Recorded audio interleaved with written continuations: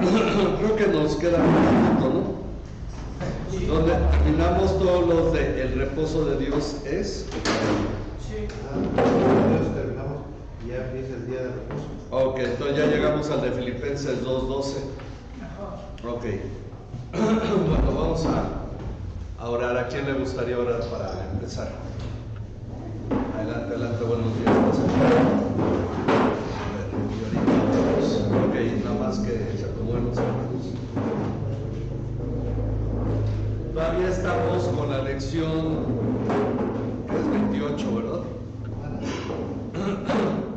Vamos a terminar. No es mucho lo que vamos a ver hoy, pero vamos a hacer una conclusión.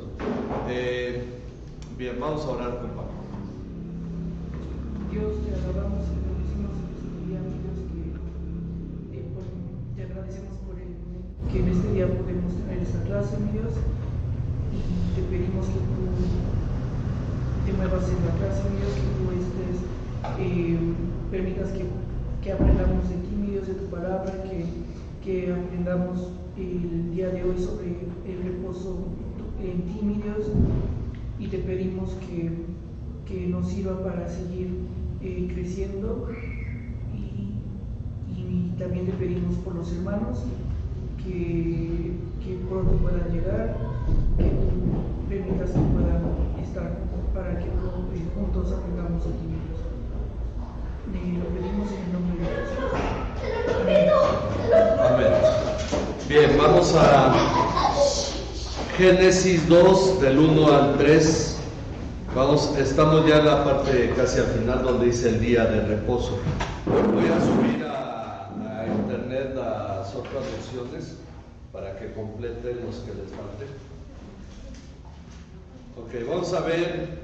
Ya vimos que no es el día de reposo, ya vimos que sí es el día de reposo, pero un cuadro importante que tenemos que considerar es el día de reposo. Génesis 2, del 1 al 3, alguien que lo quiera leer. Así fueron acabados los cielos y la tierra y todas sus fuerzas. En el séptimo día ya Dios había completado la obra que había estado haciendo y reposó en el día séptimo de la obra que había hecho. Dios bendijo el séptimo día y lo santificó porque en él reposó de toda la obra que él había creado y hecho. Ok, Dios reposó ¿qué día? Séptimo día. El sábado, ¿verdad? Y esto va a trascender mucho. Va a haber una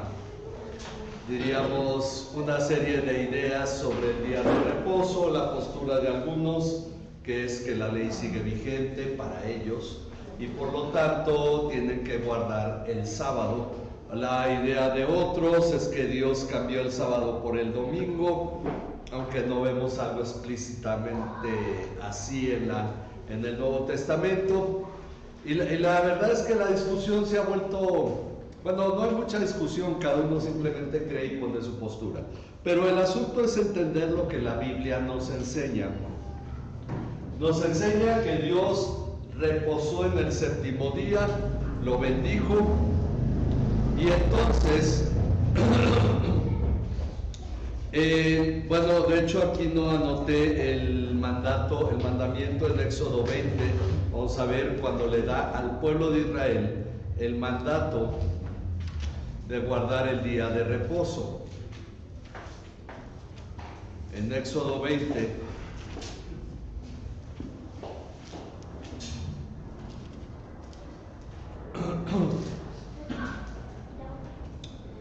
Dice el versículo 8 al 11. 8 al 11, Éxodo 20, el 8 al 11. ¿Quién lo quiere leer? Acuérdate del día de reposo para santificarlo. 6 días trabajarás y harás toda tu obra, pero el séptimo día es día de reposo para el Señor tu Dios. No harás en él trabajo alguno, tú ni tu hijo, ni tu hija, ni tu siervo, ni tu siervo, ni tu ganado, ni el Señor los cielos y la tierra, el mar y todo lo que en ellos hay, y reposó en el séptimo día. Por tanto, el Señor bendijo el día de reposo y lo santificó.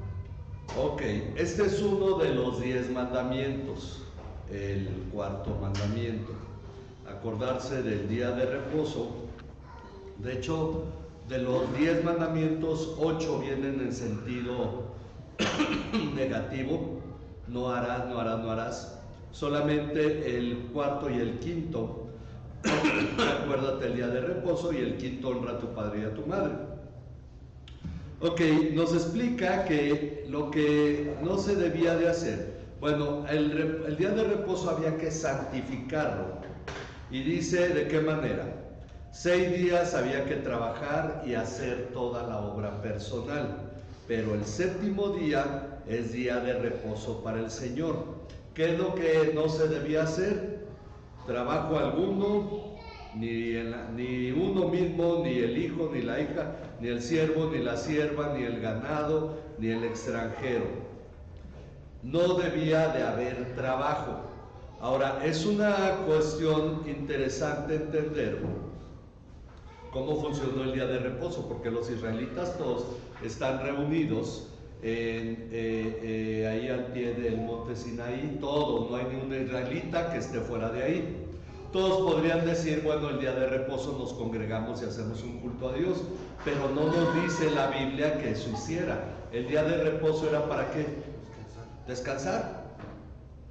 Algunos atacan el hecho que dicen, no era para el ocio, era para hacerle un culto a Dios. Pero no hay ningún mandato de hacer un culto, sí lo hay. Es para levantarse tarde, no trabajar. Y el asunto es que ahí están todos juntos. Cuando el pueblo de Israel se separó, obviamente eran días de camino desde lo que era al norte la ciudad de Dan y hasta el sur la ciudad de Beerseba, y donde estuviera el tabernáculo no iban el día de reposo a reunirse para tener un culto, ¿verdad? Las sinagogas, que de hecho es interesante porque el término sinagoga proviene del griego y no del hebreo, que significa congregarse. Las sinagogas empezaron hasta después, y cuando ya fueron diseminados durante el imperio babilónico, la cautividad, y luego empezaron a esparcirse por la tierra. ¿Cuál es el asunto? El día de reposo era para descansar. Un asunto importante donde no se debía trabajar. Pero tenemos que ver el valor del día de reposo, porque hay una cosa. Miren, si vamos al capítulo 16,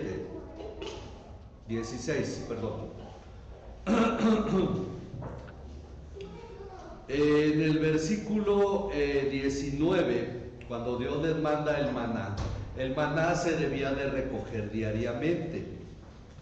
Dice el versículo 19, estoy en Éxodo 16, 19, que nadie deje nada para la mañana siguiente, les dijo Moisés. Maná que se recogía ese día, maná que se debía de consumir. Dice el versículo 20, pero no obedecieron a Moisés, y algunos dejaron parte del maná para la mañana. ¿Se acuerdan a Jesús enseñándonos a orar? El pan nuestro de cada día, dánoslo hoy. No me des el de mañana, dame el de hoy. Bueno, la realidad es que es un asunto de confianza en Dios. El versículo 21 nos explica, lo recogían cada mañana, cada uno lo que iba a comer, pero cuando el sol calentaba se derretía. Versículo 22, en el sexto día recogieron doble porción de alimento, unos 4 litros para cada uno, y cuando los jefes de la congregación vinieron y se lo hicieron saber a Moisés, esto es lo que ha dicho el Señor, les respondió, mañana es día de reposo consagrado al Señor, cuezan lo que han de cocer y hiervan lo que han de hervir, y todo lo que sobre, guárdenlo para mañana. Y lo guardaron hasta la mañana, como Moisés había mandado, y no se pudrió ni hubo en él gusano alguno. A diferencia de los demás días, es la primera vez que a ellos se les menciona algo.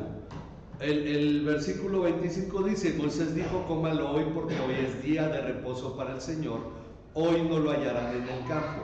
6 días lo recogerán, pero el séptimo día, día de reposo, no habrá nada. Y en el séptimo día algunos del pueblo salieron a recoger, pero no encontraron nada. Entonces el Señor dijo a Moisés, ¿hasta cuándo se negarán ustedes a guardar mis mandamientos y mis leyes?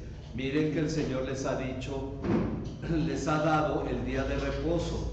Por eso el sexto día les da pan 2 días, quédese cada uno en su lugar y que nadie salga de su lugar el séptimo día. Y el pueblo reposó el séptimo día. ¿Para qué era entonces? Para descansar. Y es un asunto interesante que los israelitas no estaban habituados porque no era algo que provenía del pasado. Es decir, que dijéramos, Abraham guardó el día de reposo, lo guardó Isaac, lo guardó Jacob, no hay mención de eso, y los israelitas no estaban habituados a ello. Pero el mandato había sido, el séptimo día no habrá maná, por lo tanto recojan doble el sexto día. Y bueno, el día de reposo tenía un significado importante que no podemos pasar por alto. Vamos a Éxodo 31, 13. Éxodo 31, 13.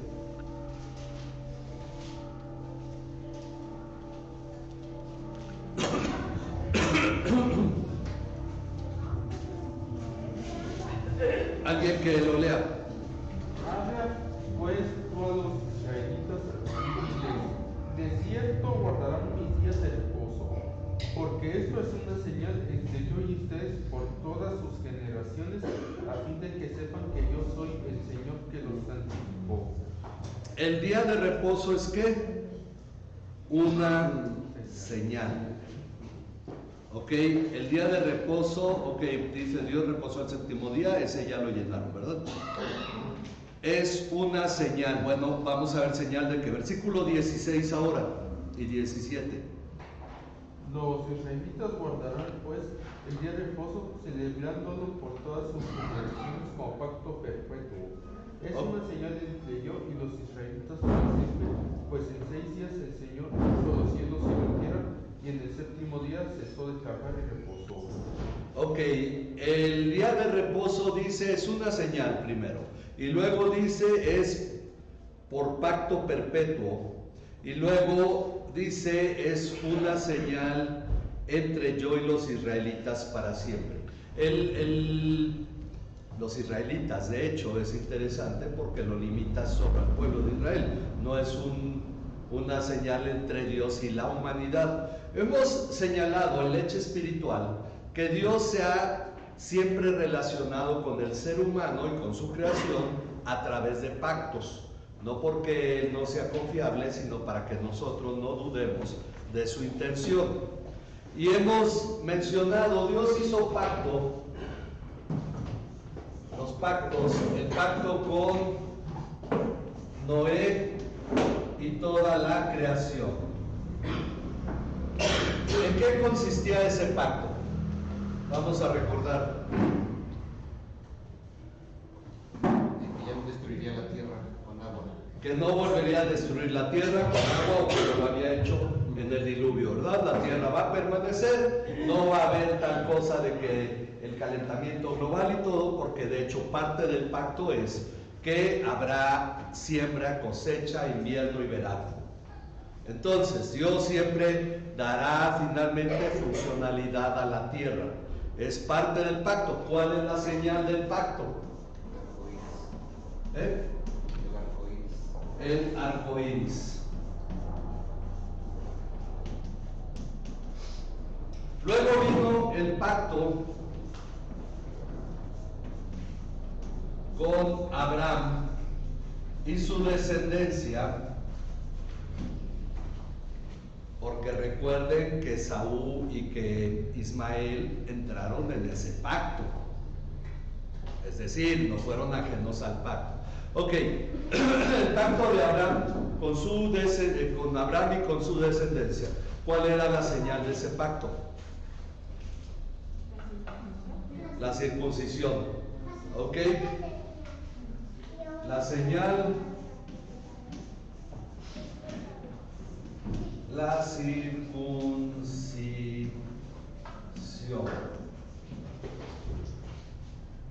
Vamos a brincarnos el antiguo pacto porque es el que estamos viendo y ahorita lo vemos, pero en el nuevo pacto, ¿cuál es la señal?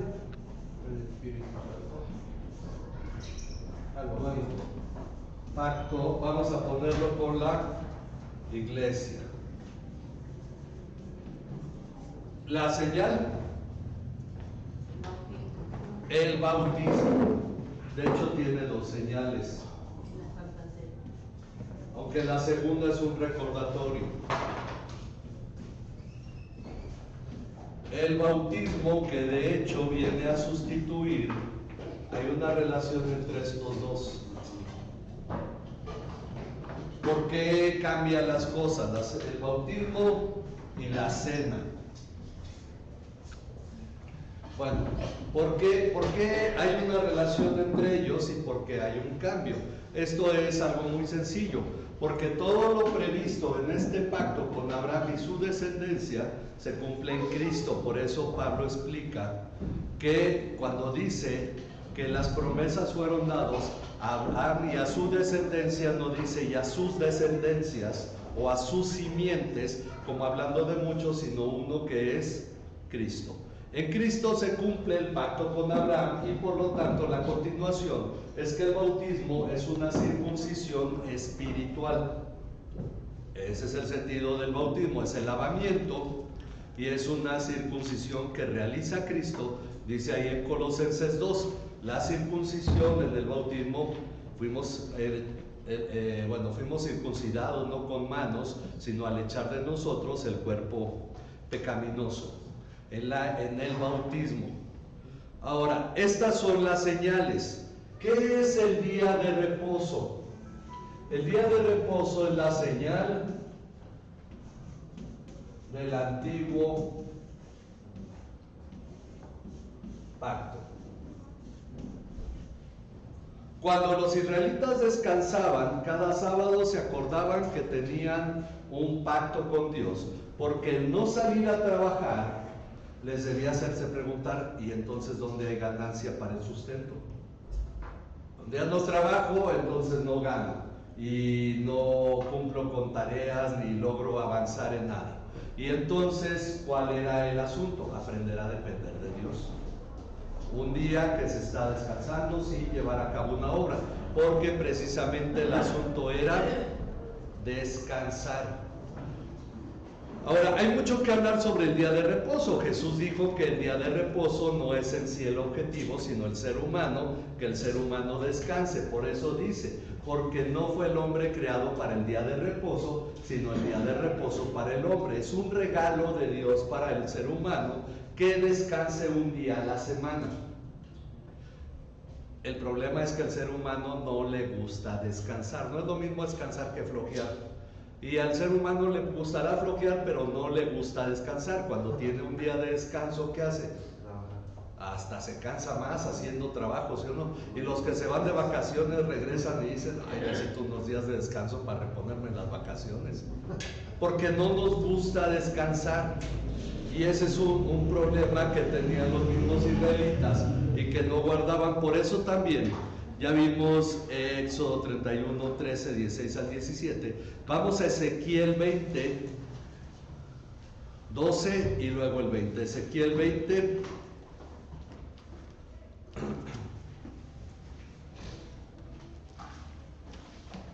Alguien que lo lea, Ezequiel 20, 12.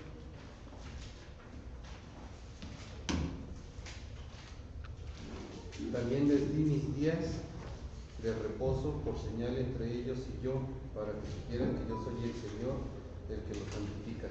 Ok, les di mis días de reposo por señal entre ellos y yo. Una señal. Ok, luego el versículo 20. Santifiquen mis días de reposo y que sean una señal entre yo y ustedes, para que sepan que yo soy el Señor su Dios. El día de reposo es la señal del antiguo pacto. Ahora, uno dice, bueno, todavía debemos guardarlo, ha cambiado Dios los días. Es como, seamos sinceros, los teólogos de la Confesión de Westminster tomaron dos versículos que no dan ninguna instrucción acerca de guardar un día, porque sí dice que el apóstol Pablo, predicó el primer día de la semana. Es todo lo que nos dice. Se reunieron y el primer día de la semana tenía mucho que decirles, a tal grado que hubo uno que se durmió y se cayó.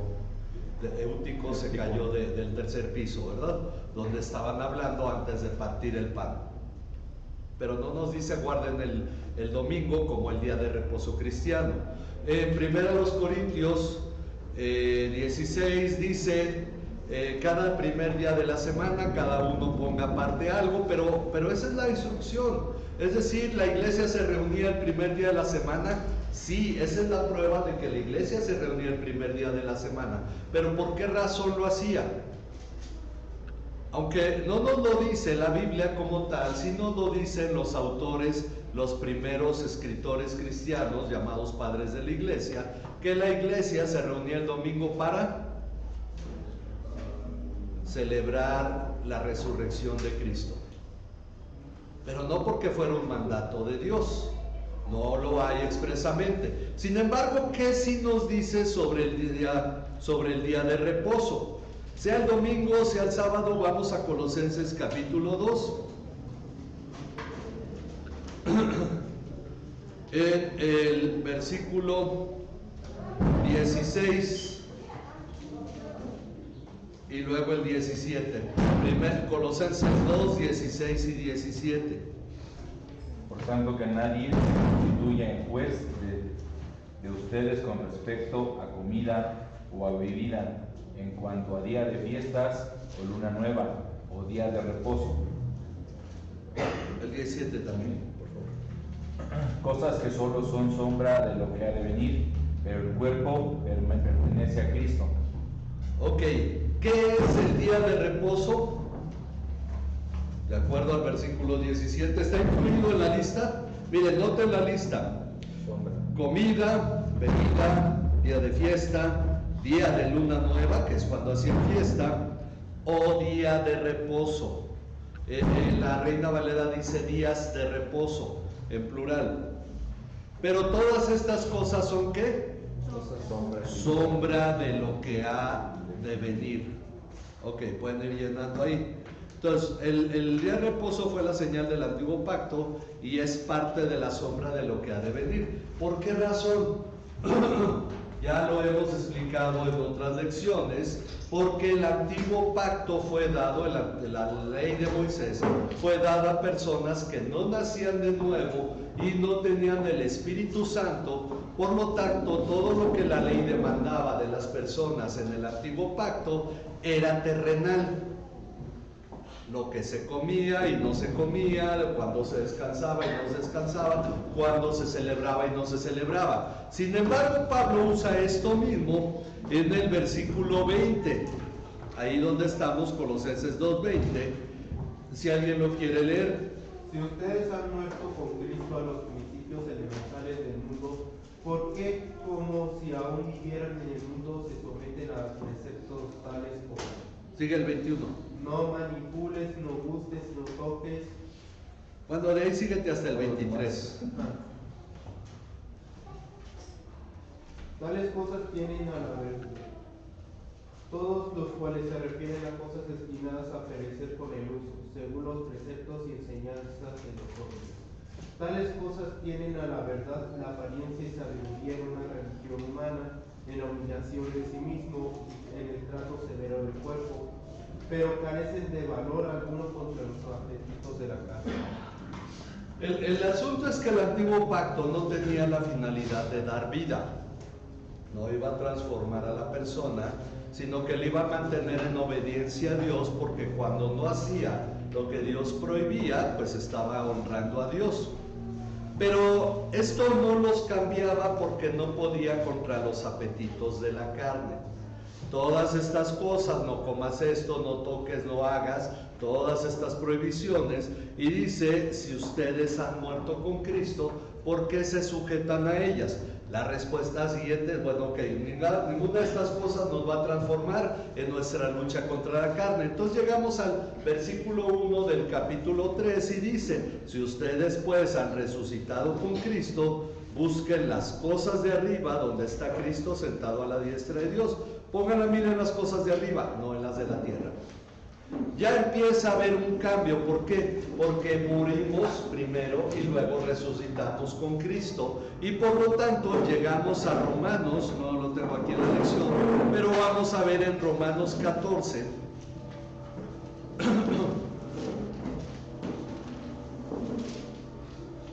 El concepto cuando dice versículos 5 y 6. Romanos 14, 5 y 6. Y que el Dios de la paciencia y del consuelo. ¿Romanos 14? 14, 5 y 6. Perdón, 14. Ajá. Uno juzga. El que guarda cierto día para el Señor lo guarda. Cuando uno juzga, Ay, no está. Ay, no es impaciencia. A ver, alguien Uno allá. juzga que un día es superior a otro. Otro juzga iguales todos los días. Cada cual esté plenamente convencido según su propio sentir. El que guarda cierto día para el Señor lo guarda. El que come para el Señor come, pues da gracias a Dios. Y el que no come para el Señor se abstiene y da gracias a Dios. Ok, en la Reina Valera hay una frase, porque obviamente esa viene en el Textus Receptus, viene en el texto bizantino. Ahí en el versículo 6 dice: el que guarda cierto día para el Señor lo guarda, y el que no lo guarda para el Señor no lo guarda. ¿Sí dice así, no, hermano Enrique, usted que tiene la Reina Valera?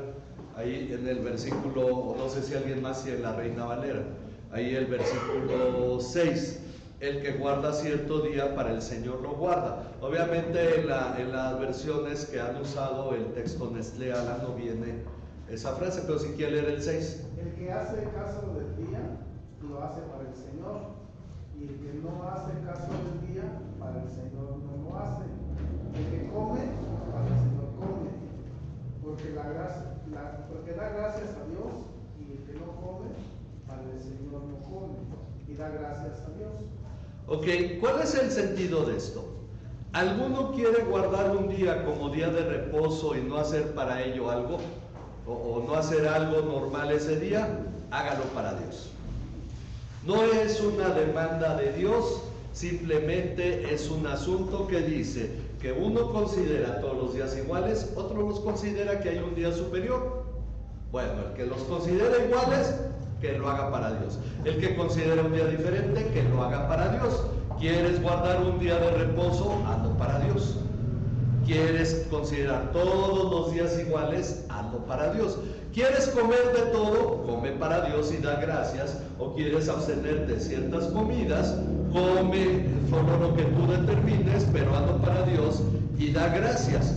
Porque finalmente más adelante nos dice que el reino de los cielos no consiste en comida o bebida. Es decir, son cosas terrenales, y si tú has decidido hacer un voto a Dios y reposar para Dios un día a la semana, es un asunto tuyo, Dios no lo está demandando. Porque si tú decides que todos los días son iguales, es un asunto que tomarás delante de Dios. Porque muchos cristianos dicen: sí, el día de reposo es el día para el sábado, es día de Dios, también lunes, martes, miércoles, jueves, viernes, sábado y domingo. Todos los días son de Dios. Entonces ahí está la situación. Ahora, yo he encontrado una cosa: cuando alguien considera que un día es para Dios, sí toma el asunto de que el resto de los días son para Él, porque el mandamiento, ¿cuál era? 6 días trabajarás y harás toda tu obra. Aquí en el versículo 7 de Romanos 14 dice: porque ninguno de nosotros vive para sí mismo y ninguno muere para sí mismo. Pues si vivimos para el Señor vivimos, y si morimos para el Señor morimos. Por tanto, ya sea que vivamos o que muramos, del Señor somos. ¿Qué significa? Que ya no harás tu obra, sino harás la obra de Dios durante los 7 días de la semana. Ese es el asunto. Tú ahora vives para Cristo. Ya no aplica el harás toda tu obra en 6 días, porque ahora tú vives para Dios. Esa es la mentalidad que debería haber del cristiano. Entonces, el asunto es que dice que cada uno debe estar plenamente convencido en lo que uno acepta. Bueno, como no lo tenía en el material, lo que estamos viendo aquí, finalmente cada uno debe estar convencido de las cosas que uno está aceptando. porque si uno come dudando, no, a lo mejor se ofende a Dios, pero bueno, pues le voy a entrar, entonces ya no estás considerando a Dios.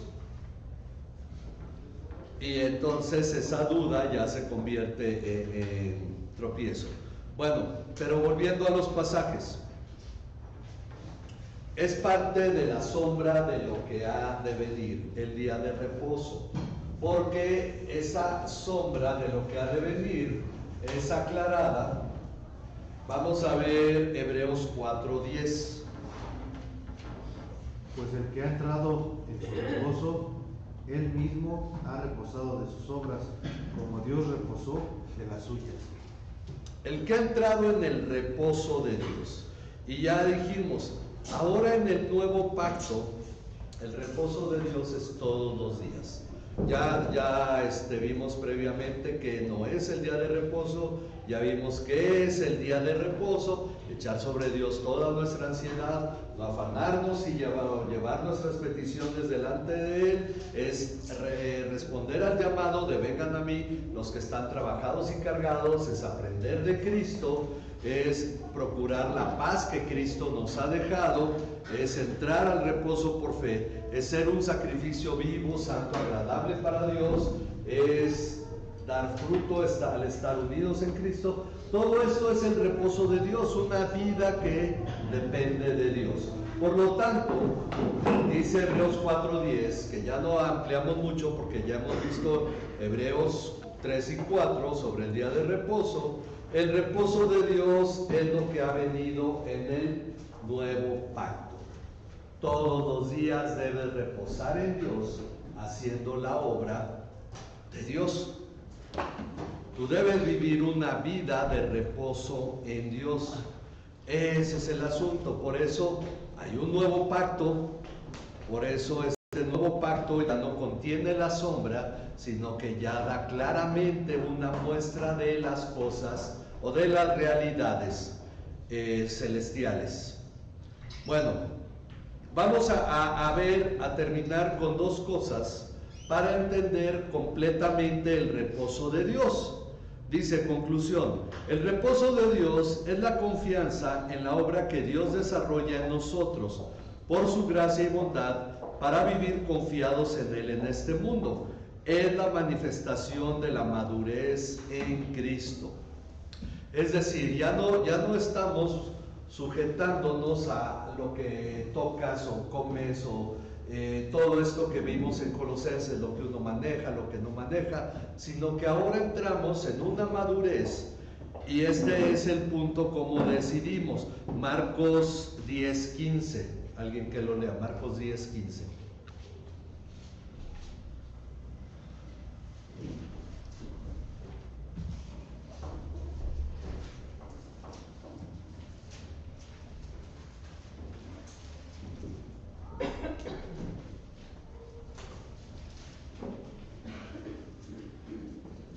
En verdad les digo que el que no reciba el reino de Dios como un niño no entrará en él. El que no reciba el reino de Dios como un niño no entrará en él. Un aspecto interesante es que en el cristianismo la madurez es igual a ser como niño. ¿Por qué? Porque un adulto busca ser autosuficiente. De hecho, el gran engaño del diablo en algunas teologías, como la de la prosperidad, es que llevan a los cristianos al sentido opuesto, tanto en la de la prosperidad como en la teología de la liberación. En ambos casos apuntan a la autosuficiencia humana, a la exaltación del ser humano, porque si entra uno a una sala donde hay muchos adultos y niños, ¿a quién considera uno de más importancia para dirigirse y tratar? A los adultos. Los niños generalmente, y más en aquel tiempo, no contaban en realidad. El asunto es que el ser humano busca ser autosuficiente, ser maduro en sí mismo, tener la autosuperación, como alguien me decía una vez, ay, tengo que trabajar más esta área de mi vida y esforzarme más. Le digo, no, ese sería el camino equivocado. Tú tienes que dejar que Dios trabaje en esa área de tu vida, porque tu papel es leer la palabra y orar y entregar esa área de tu vida a Dios. No es que tú la trabajas, es Dios el que la trabaja, porque esto es lo mismo que ser... Uno dice, ¿cómo es un niño? Y entonces toman ejemplos de niños. Ay, los niños se pelean y al rato andan bien contentos. Bueno, no se refiere a eso. El niño es dependiente. El adulto es independiente. El cristiano maduro, la madurez se mide en cuanto más tú eres dependiente de Dios. Mientras más dependiente de Dios eres, es que vas avanzando más en la madurez. Mientras más autosuficiente te consideras, es que eres más inmaduro. Es decir, cuando la iglesia va a hacer su campaña evangelística y trae a alguien que tiene un sistema, tiene un método y les dice cómo lo van a aplicar, cómo le van a hablar a la gente, y entonces la iglesia confía en el método y no en Dios, no está siendo dependiente de Dios. Y la iglesia occidental, la iglesia latinoamericana también, ha sido muy autosuficiente en muchos sentidos, en sacar fondos, en ganar almas, en buscar dos términos que hemos dicho en el curso 1, dos cosas en las que dependemos de Dios, en economía y en vida eterna. Tenemos que aprender a depender de Dios, que es el proveedor, y tenemos que aprender a Dios, que es el que añade a la iglesia a los que han de ser salvos. Tenemos que aprender a depender. Aprender a depender no significa ser indiferente. Decir, bueno, ok, que Dios se encargue y que Él nos provea. No, eso es ser irresponsable. Recuerden, la indiferencia no es lo mismo que estar en el reposo de Dios. Decir, bueno, ya no me importa, pues que Dios haga lo que quiera. Eso no es estar en el reposo, eso es ya haber llegado al punto de indiferencia. Pero el niño es dependiente, y por eso tenemos el Salmo 131 y le damos gracias a Dios que nos regaló el Salmo 131, porque es la muestra máxima de cómo debería de pensar el cristiano, porque es todo lo opuesto a lo que las teologías mundanas nos enseñan. Dice, Señor, mi corazón no es soberbio, ni mis ojos altivos. En pocas palabras, yo no considero ser el que logra las cosas, que no le debo nada a nadie, sino que ni me considero superior a los demás. Por eso mi corazón no es soberbio, ni mis ojos altivos. Pero la autosuficiencia hace a las personas soberbias. Ahora, recuerden una cosa, ¿de qué trata la Biblia satanista? Del hombre, ¿verdad? Porque no habla ni siquiera de nada oculto.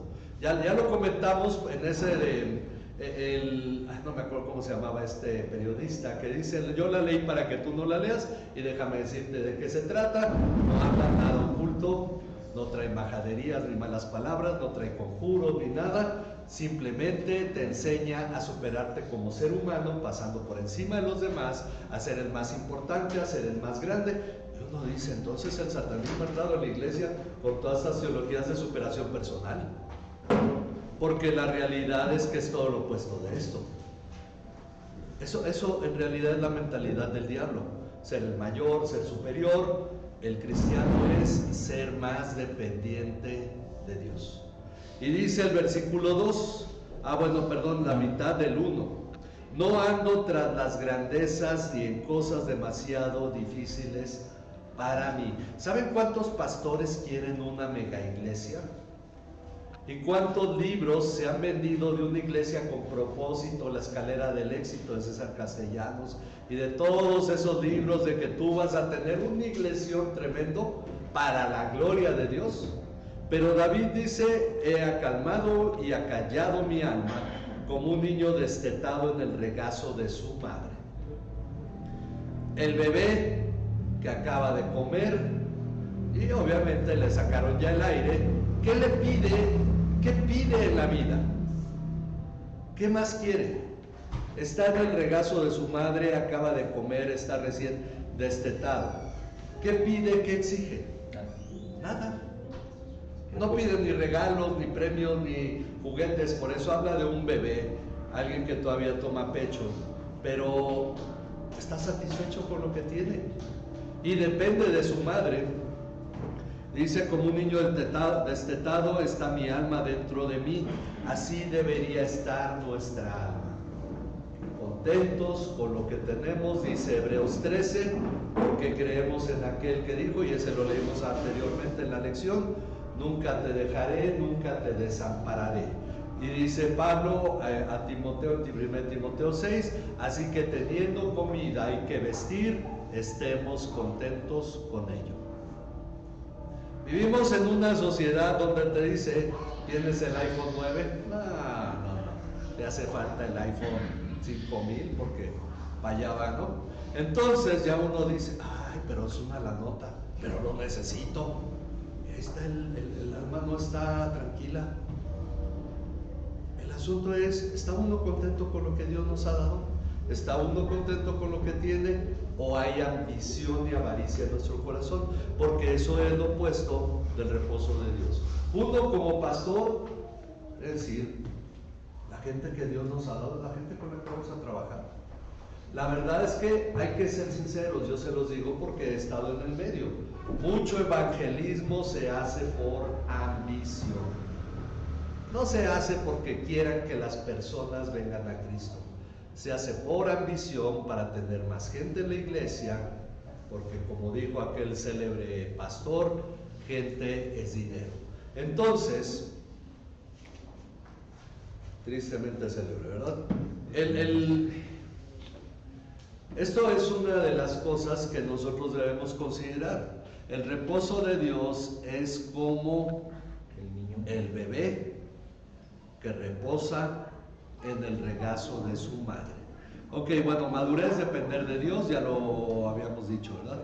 Y la madurez es ser como niños, depender de Dios. A mí me quedó muy grabado esa conferencia de Dante Gebel que decía: Dios ya hizo su parte, ahora uno ahí va: Dios, cuídame, va en el carro orando que Dios cuando Dios ya le prometió que lo va a cuidar. Bueno, ese es lo opuesto. Sí, tú tienes que orar cada que te subes al carro y manejas. Y tienes que estar dependiendo de Dios, porque la palabra dice: oren sin cesar, orando en todo tiempo. Son aspectos que nosotros debemos tener claros para nuestra.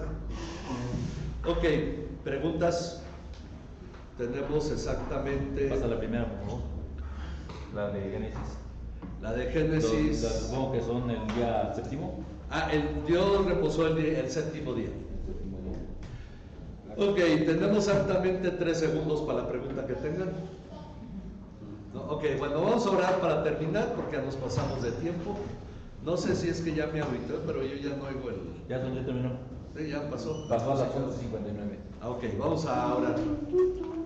Padre, te damos muchas gracias, Señor, por tu palabra, por lo que podemos aprender de ella, por lo que tú nos enseñas para que nosotros vivamos en tu reposo. Señor, estamos muy afanados con nuestra vida, con las cosas que nos gustan en este mundo, Señor, que llegamos a olvidarnos que dependemos de ti, que fuimos creados para glorificarte y que tú tienes, Señor, un plan que desarrollar a través de nuestra vida, pero a veces nos ocupamos en tantas cosas, Señor, que nos olvidamos de descansar en ti y nuestros afanes nos consumen a lo largo de esta vida. Por esa razón, Señor, te pedimos que tú sigas completando tu obra en nosotros, sigas llevando a cabo, Señor, lo que es necesario para que nosotros aprendamos a vivir para ti y a glorificarte, Señor, y que como iglesia aprendamos a elegir las cosas importantes primero, para que en ellos, Señor, nosotros crezcamos, alcancemos esta madurez en Cristo y vivamos para ti. En el nombre de tu Hijo Jesucristo te lo rogamos por toda la iglesia, para que cada uno, Señor, aprenda a discernir de qué manera debemos reposar y entrar constantemente en este reposo tuyo. En Cristo Jesús, nuestro Señor y Salvador. Amén. Gracias, hermanos. Vamos a prepararnos para iniciar.